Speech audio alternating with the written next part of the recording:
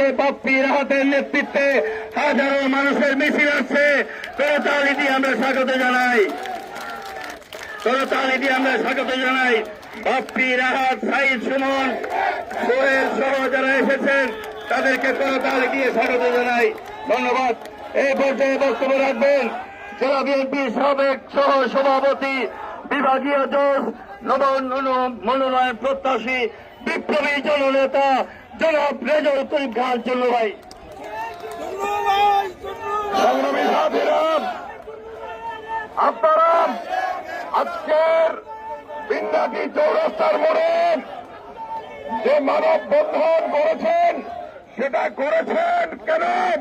করেছেন কিশোরগঞ্জ সদর আসনে একজন বিতর্কিত চাঁদাবাজ দুর্গন্ধযুক্ত ব্যক্তিকে কেন্দ্র থেকে মনোনয়ন দেওয়া হয়েছে একজন ষড়যন্ত্রকারীর নেতৃত্বে, এবং তার অর্থ খরচের মাধ্যমে এই মনোনয়ন চান দেওয়া হয়েছে। বন্ধুরা আমার, আমরা কিশোরগঞ্জবাসী স্বাধীনতার পর থেকে আয়ে যাবৎ কিশোরগঞ্জের উন্নয়নের জন্য আমরা তেমন কিছু পাইনি বলেই আমরা আন্দোলন সংগ্রাম করে যাচ্ছি যে কিশোরগঞ্জ শহরকে, কিশোরগঞ্জ জেলাকে বাংলাদেশের মধ্যে অন্যতম একটি জেলা হিসেবে পরিগণিত করতে চাই।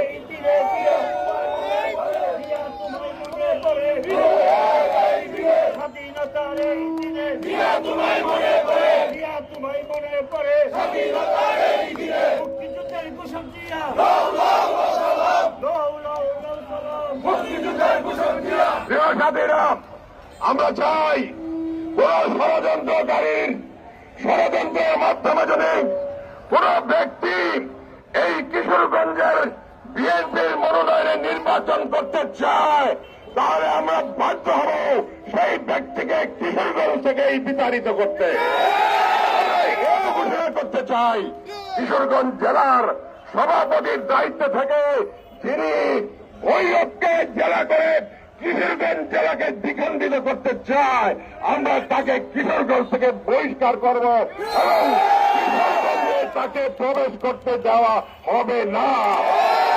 সাথীরা আমার কেন্দ্রের কাছে বিনীত অনুরোধ থাকবে, কেন্দ্রীয় নেতাদের কাছে বিনীত অনুরোধ থাকবে, আমাদের নেতা তারেক রহমানের কাছে বিনীতভাবে অনুরোধ থাকবে, আপনারা অনতিবিলম্বে বিলম্বে কিশোরগঞ্জে যে মনোনয়ন দিয়েছেন, বিতর্কিত মনোনয়ন, অবৈধ মনোনয়ন, তা বাতিল করুন এবং কিশোরগঞ্জের যে সকল মনোনয়ন প্রার্থীরা আছেন তাদের মধ্য থেকে যাকে আপনারা যোগ্য মনে করেন তাকে মনোনয়ন দিন। কিশোরগঞ্জবাসী তথা বিএনপির সকল পর্যায়ের নেতা